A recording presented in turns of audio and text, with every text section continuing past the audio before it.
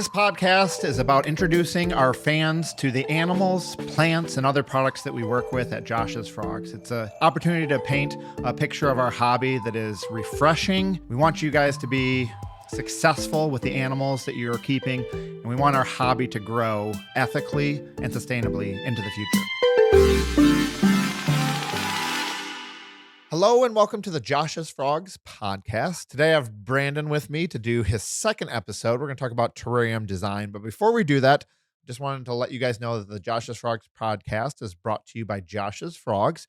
We're your one-stop shop for everything you need to take care of your reptile and amphibian friends. So we do caging, we do substrates, we do lighting, we do heating, we do all the dry goods that you need to support those animals. But then we also do the live plants to set those up bioactive. We do all of the live bugs, from crickets to isopods to roaches to fruit flies. We do all that kind of stuff, tons of different feeder insects and the live plants. And then also we do the animals as well, too. We do a lot of breeding. Brandon works in our reptile department, bringing some cool species that way. On top of that, we want you to be successful with what you're keeping. I want to help you bring the latest and greatest information to how you take care of those animals. So we got tons of blog articles, videos. Brandon's been in a lot of those that we want to educate you guys. And then we back that up with our very generous live arrival guarantee on any of our insects in any weather. We'll take care of you. Make sure you get the insects you need to take care of your animals. And then we also try to take care of you through great customer service. So being available for any questions you might have. So without further ado, welcome again, Brandon. Let's start off before we start talking about terrarium setups and terrarium design. Remind us a little bit again about how you came to Josh's Frogs and what it is you actually do here at Josh's Frogs. Yep. I am, as Josh said in the intro, a reptile keeper here at Josh's Frogs. I'm responsible for keeping all the critters alive with scales. Specifically, in the department, I focus on all of our arid species. So this is a little bit outside of what I usually do, like in-house, but it's not necessarily outside of what I do at home. I keep actually a lot more tropical stuff at home. So cool. Works out. But, cool. Yeah. And how long you been at Josh's Frogs? 2.5 years at this point. Oh, cool. Gonna be 30-year anniversary this May. Awesome. Congrats on that. Talk a little bit about your herp experience before coming to Josh's Frogs. What are the kinds of animals you kept, and give us an idea. What are you keeping at home right now? Yep. I used to keep really simple stuff. I've been keeping ever since I was a little kid. I started off with a leopard gecko, as a lot of y'all at home probably did. Yep. Had that for a few years, and then kept a bearded dragon. Was out of herp keeping during my college years because my career was going in a different direction at the time, and things sort of worked out such that I kind of circled back to reptiles. And ever since working here at Josh's Frogs, it sort of spiraled into its own huge thing. I keep a lot of stuff at home now.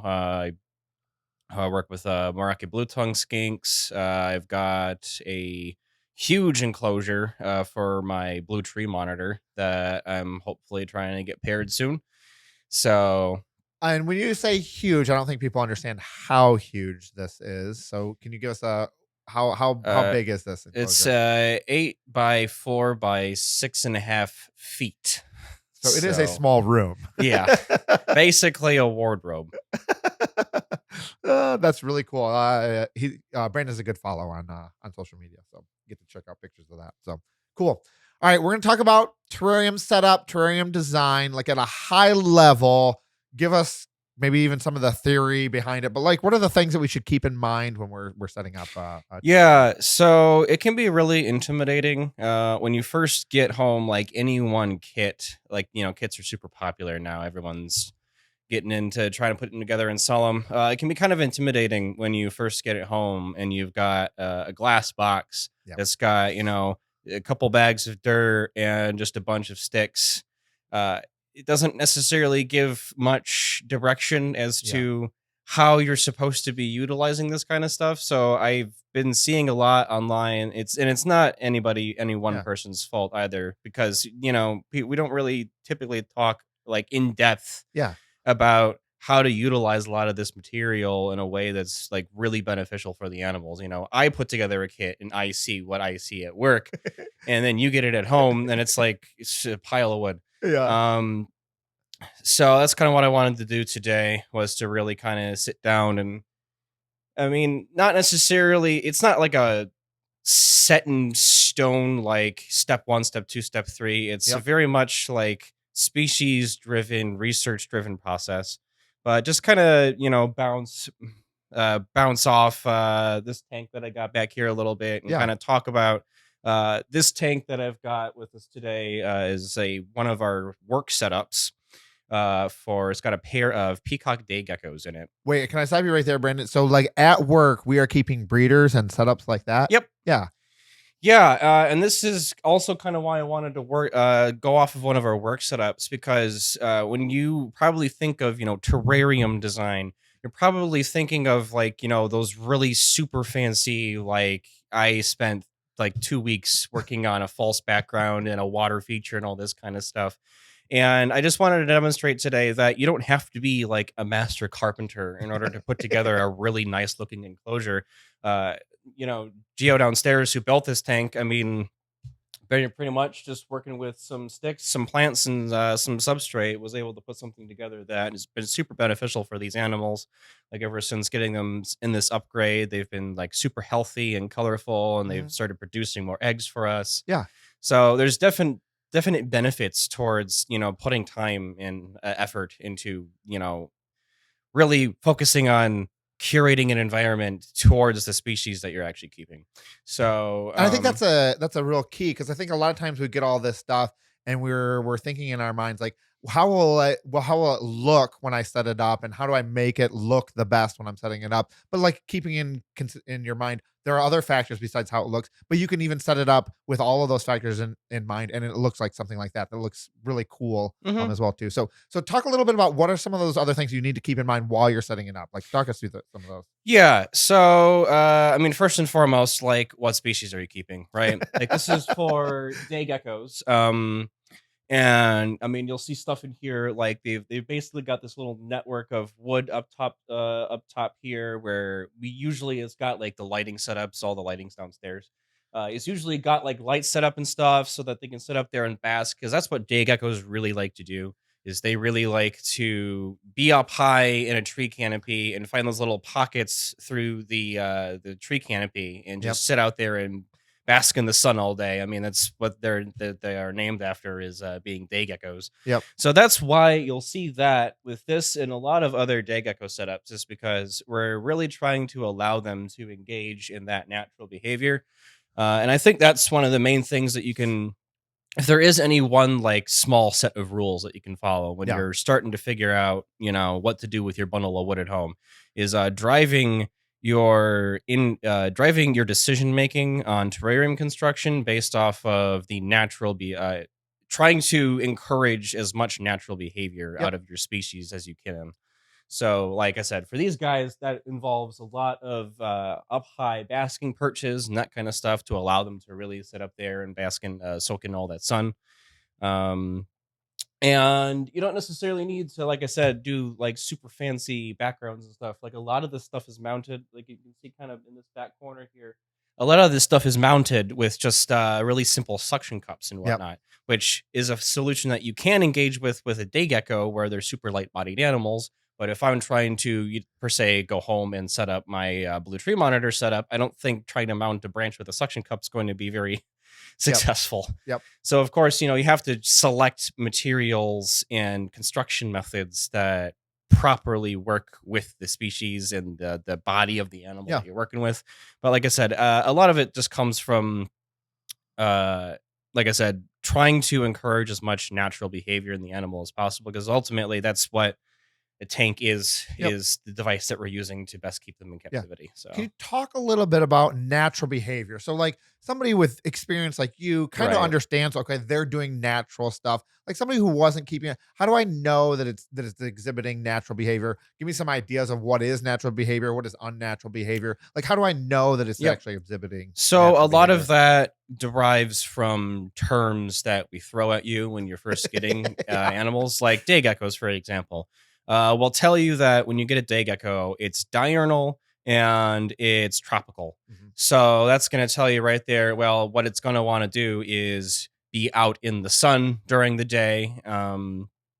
and it's going to want a really like moist, tropical, Yep. high humidity environment. Versus something like a leopard gecko, we're going to tell you is like nocturnal and arid. Yep. So what that's going to mean is a leopard gecko is going to want to spend most of its time nocturnal, meaning spends is active during the night. Yep. It's going to want to spend its morning like day hours in cover, in hides, and it's going to want to come out during the middle of the night. So when you're setting up for a leopard gecko, instead of, I mean, this enclosure doesn't really have that much in Yep. terms of like hides on the bottom of Yep. the enclosure and stuff, because day geckos really aren't utilizing that kind of stuff, and it's not really super important for them. Versus leopard geckos, like it would look completely different in terms of Yep. where all of the resources are for them to utilize. It would involve a lot of like fallen logs and live oak flats and cork tubes and that sort of stuff. A lot of material for them to sort of hunker down in during the day. So, like I said, a lot of that, when you look at a care sheet and you're seeing like this animal is like, we talked, my first podcast was about lighting, Yep. it talked about, this animal is like a Ferguson 1 animal. It's nocturnal. It's arid. All those terms are going to start painting a picture for you as to how to first get something set up, because Yep. obviously something I kind of touched on back then too was there's a difference between doing the legwork before you get an animal and Yep. then actually having that animal on hand and really observing them and Yep. like noticing what parts of the enclosure that they're utilizing. This doesn't necessarily start and stop once, you've got all the material set up and you put the animal in. It doesn't necessarily stop there. Like if I'm watching day geckos and they're spending all their time on one bamboo branch, and if I've especially got a pair and they're like only on that bamboo branch and they're fighting over it, maybe that's, oh well, they're both wanting that specific basking spot. Maybe I can try to replicate that little basking spot in a different spot in the enclosure. Yep. And that's what this has. When it's set up properly downstairs, it's got multiple different spots Yep. for the both of the animals to go and occupy. And a lot of our smaller setups, we get a little bit of contention over cage resources, but once they have that proper space to spread out and utilize the different things that we've set up for them, that's when you start to notice, they kind of choose their own little turfs Yep. and settle in more. So again, it's a lot of trying to learn how to interpret those care sheets, those basic care guides Yep. that you get, and then also like watching your animals at home. Going back to the leopard gecko example, for instance, if your leopard gecko is only hiding in, say, the cool, moist area that you've set in like the back right part of the enclosure and it basically never comes out, maybe that means that your enclosure humidity isn't high enough, or maybe you just don't have properly set up hides Yep. in the cooler areas of its enclosure that it would want to utilize. Yep. So One of the things I want to call out that you're saying is that you're using the plural of everything. So they have basking spots yeah. and they have hiding spots. Mhm. So you're using the plurality of that. And I think that's a key to, so they have options. And so you can figure out which of those options are they actually using. So when you talk about a basking spot, so they don't have one spot that they can get to one really hot temperature. Mhm. They don't have any options for any other type of Yeah, basking spot. and what's cool, what should also be noted about that too, is it doesn't necessarily mean that you need to get like 3 halogen bulbs to put on one tank. Like I can put one halogen bulb in the very back of this enclosure, and if I've got like a branch that's coming at it from this angle and another branch coming at it from this angle, you can kind of notice it a little bit here where some of these branches kind of intertwine a little bit more. You get multiple basking zones at different humidities and different temperatures and Yep. different, how much cover they have at that particular spot. You get a lot of that. The more decor that you use, and of course, you don't want to cram an enclosure full of stuff and not have them be able to move around. Yeah. There's a good sweet spot to shoot for. I know I had thought about it at one point. I think it's a good like 40-60 rule of like 40% of the enclosure realistically should have like those sort of hard decor items, and then Yeah. that the rest of that 60% is like open space or plants and Yep. stuff that they can maneuver around and get around in. Yeah. And also so that you can still get into the enclosure yourself Yep. and get them and do maintenance when you need to. Yeah. But Yeah, and it creates much more surface area for the animal to use. So Yep. it makes the cage bigger in a sense for usable exactly. space. Yeah, no. If I put half of this material inside of a smaller tank and then put like 2 sticks inside of this enclosure. That smaller, like 12 by 12, 18 tank theoretically actually has more space Yeah. for that day gecko to use, Yeah. because we talk, it's a little bit of a pet peeve of mine. We oftentimes will talk about enclosure size and mention like gallons Yeah. for reptiles and dart frogs and stuff. It's like they're not fish. They're not really getting much out of the open, like very large open areas of the enclosure. That's not space that they can use. Um, Another way I kind of like to put it is a tank is a blank canvas. Yeah. And the sticks and dirt and plants and stuff are all paints that you use to paint the picture of your enclosure. You know, if Yep. you were trying to work on, good like artistry, theory, Yeah. there's a lot of stuff like you put the emphasis of your picture in like 1/3, like the 2/3 of the painting, and you leave like the rest open. You wouldn't just put like all the focus in one tiny corner of your painting. You'd want to utilize the full canvas. Yep. Yep. And the same is very true with terrarium design, Yeah. where we tell you, this animal requires this much space, and like as a minimum. And when we say that, we're keeping in mind that sort of idea that, using sticks and branches and cork flats and all that kind of stuff, you can really build out that space a lot more than if you were to per se put a couple of branches in there without. Yeah, I think you're again giving the animal more options and the ability for them to exhibit more natural behaviors because Mhm. there's more space to do what they feel like is going to make them the healthiest. Yeah, and the more spaces that you give them, the more you'll be able to notice like where they're spending their time. Yeah. It really is a lot of paying attention specifically to where in the enclosure your animal is. That's a lot of what's involved with quote reading your reptile. Yeah. I think is a term that you're trying. I'm like I use it, and I've seen it Yeah. a couple times here or there. A lot of it really is like mostly paying attention to where in the enclosure your animal's inhabiting, because reptiles, and especially things like amphibians like dart frogs and trade frogs, they're a lot more tethered to their environmental conditions than something like a mammal is. Yep.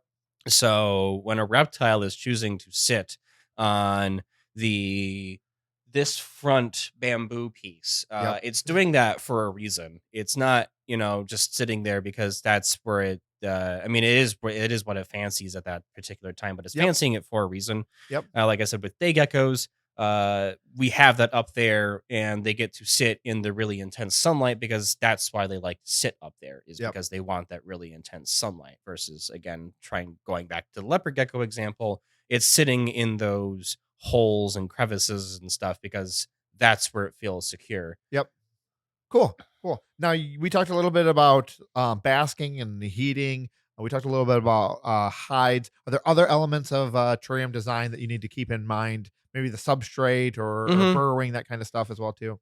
Big piece, the number one piece of advice that I can give with substrate is this is basic, kind of a general rule. Deeper is always better. Yeah. Especially when we're getting into stuff like managing moisture gradients for arid reptiles. I could do a whole podcast on just arid, like bioactive systems in of themselves, because it's something that's kind of not necessarily as well developed as Yeah. tropical keeping is.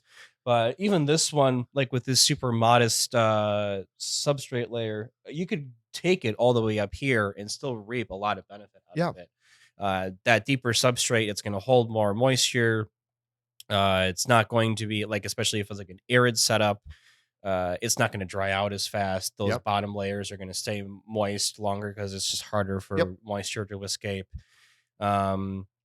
But at that, like I said, deeper is better with substrate, and then also really making informed decisions about what kinds of substrates that you're using. For the day geckos, we're using our tropical biobedding, and it's really great at retaining, like holding a ton of moisture and not letting it go. Yep. But for our crested geckos, we're actually using our ABG mix, because we found that their eggs tend to get it is really great at holding a lot of that water, but it Yep. also tends to hard pack a lot. So Yeah. those crested gecko eggs weren't doing as well in Yep. tropical biobedding. It's a lot of stuff like that where really informing your substrate choice as well based Yep. on species, and we're really working on building all that stuff out in terms Cool. of trying to point you in the right direction as to, from our experiences, and a lot of it too, you can talk to a lot of people that have been keeping a lot of this stuff for a while. They Yep. have a pretty good idea of what works and what doesn't. Cool. Cool. So You're sharing a lot of things for people to keep in mind when they're yeah. keeping reptiles. I think you're a good example of somebody who spent a lot of years fine tuning this type of stuff, and it's really cool that you're able to share a lot of that stuff with us. Can you share kind of some final thoughts about here's some things to keep in mind, or here's some things that a lot of people are messing up? What's the kind of the advice that you would give us as we're thinking about terrarium design? Yeah. So I think this was kind of more of a freeform discussion than I Yeah. think I would do for something like lighting, or if I'm Yeah. walking you through like a species. Yep. But that's kind of what the purpose of this more is, Yep. trying to talk more about a mindset necessarily than a process. Yeah. But if there are a few things to take away from today, I would say, you know, observation of your captives is key. Yeah. Reptiles are going to tell you all sorts of things about how they're utilizing the space you're giving them based on, again, where they're occupying, how much time they're spending where. And once you start noticing those sorts of things, you can start adjusting and fine tuning your setups towards, accommodating for those Yep. natural behaviors. And two, like I just said, um, really trying to encourage and foster natural behaviors in your animal. And that sort of stuff is informed by your research, where you're figuring out, your day gecko is a diurnal Yep. tropical animal. Yep. And that's going to really help you figure out what's going to be natural for this animal. Because obviously, it's not natural if, per se, a morning gecko is spending all of its time sitting out in the open. Maybe that's a sign that you don't have enough hides for it. Yep. Um, and aside from that, I can really say, again, that whole 60-40 rule, try Yep. to occupy at least 40% of your enclosure with like proper usable space for your animal, and then having the rest of that space be, airflow and for the Yep. animal to get around and that Yeah. kind of stuff. So Yeah. I think a lot of times people are a little bit nervous about densely um, designing a terrarium because they're afraid of not being able to see the animal on a regular basis. you will see your animal more often if it has an enclosure with more things for it to occupy. Yeah. Because a lot of the stuff, I mean, you're several %,000 larger than a small little day gecko. It's got a lot to lose from engaging with you in the wrong way. Engaging. I But love it. so, if you're giving it lots of opportunities for it to get around and move around and stuff, it's going to be more confident because it knows that if it wants to or feels like it needs to, it can get away in a way that's, that it can get Yeah. away to a part in the enclosure, versus if there's just a really small, like, couple of things in there for it, it's not going to feel as confident. So you're not going to see it as often. Yeah. Yeah. Cool. Cool. Awesome. Thank you, Brandon. We're going to move into a lightning round. You've done these questions before, so maybe there'll be a little bit of a twist on them. But feel free to pass if you don't Mm-hmm. have an answer for it. So, if money and space were no issue, what would be your dream pet, and has that changed since the last time we talked with you? It hasn't changed a lot. I'm still really hyper focused on monitor keeping, but I would also really love to keep a bronias one day. I think Yep. they're really pretty. I really like pretty, super diurnal out there sort Yep. of animals. Yeah, yeah. Zach just mentioned those on an episode a few weeks ago as well too.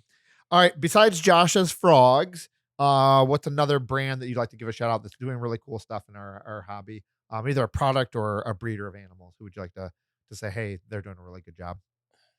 Let me try and think about, because I mentioned one breeder the last episode. We recently got in a bunch of stuff from Reptizoo. Oh, cool. A bunch of new products to try out for us that we've been experimenting with in house. They've sort of had a bit of an interesting reputation throughout the Yeah. years, but they did a bunch of work in the past couple of years to really R&D a lot of their products. Cool. And their stuff now that we've gotten our hands on is pretty good. It's right in line with a lot of the similar products you get from like Flukers or Arcadia or like uh Zoomed and that kind of stuff. Cool. So they've done a really good job on working on their R&D Cool. process. Cool. All right. Favorite animal or plant in the entire world? What's your? Well, I did animals, my favorite animal last time, and so I think this time it might be neat to try to figure out what my favorite plant is. I'm pretty new to the world of plant keeping too. I've forever had a really hard time with keeping them alive, Oh yes. Yep. and nowhere near as good at plant keeping as I am at reptile keeping. But that's something I'm working on this year. But I really love like paradise palms and like Oh, cool. Boston ferns and that kind of stuff. I really Cool. like plants that kind of got lots of really thin, sort of Yep. delicate leaves and stuff, which kind of directly conflicts with the animals I like keeping, which are super destructive towards their plants. So That's right. At least it's enrichment for them to yeah, destroy it. yep, exactly. All right. What do you do with an hour of free time nowadays? Oh, what do I do with an hour of free time? Or I should say, if you had an hour of free time, what would you do? Thinking back a little bit into getting back a little bit into gaming and such. Cool. Cool. Yeah. Cool. All right. Last question. Hardest question. If you had to give a piece of advice to anybody about anything, or maybe even encouragement, what would you say? Everybody's listening to you. Encouragement, that's not something that you really hear as often as you should in herb keeping. Um, you know, you'll hear it a lot of like people will talk about, oh, this is a beginner reptile. Yeah. This is, an advanced thing. You should really stay away from this. I will always drive people towards working with and keeping the things that they are super passionate about. Yep. Even if it's something like a chameleon, it might not be nobody is going to be a perfect chameleon keeper the Right. first time that they get into them. But I wouldn't tell you to go with like, oh, you're not ready for a chameleon, go get a morning gecko or something. You're going to be the most dedicated and the most passionate about doing right by something that you're personally interested in Yep. keeping. Yep. I think it's super important to keep in mind before you get something how sensitive it might be. Yeah. But, don't let like an animal's difficulty necessarily be realistic about what you can and can't do, but Yep. also don't let perceived difficulty necessarily shy you away from really trying to get into and work with what you're super passionate about. Yeah. Yeah. Especially in light of what you've talked about, that a lot of keeping reptiles is observing them and finding something that you're really passionate about to do the research and spend the time observing is very wise. That you're going to take a much better care of that animal. Yep. Yeah. Cool. Cool. Thanks a lot, Brandon. If you guys watch any of our videos or read some of our articles on reptiles, a lot of times Brandon's featured in those. So check those out. But thanks a lot for getting on the episode with us, Brandon. Hey, thank you. Thank you for tuning in to today's episode. If you enjoy this content and want to stay up to date, make sure to like, subscribe, and follow us across social media. We always want to bring you the best content, so let us know what you think in the comments.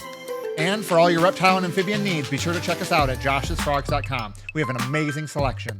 Until next time, stay curious, stay froggy, and keep exploring.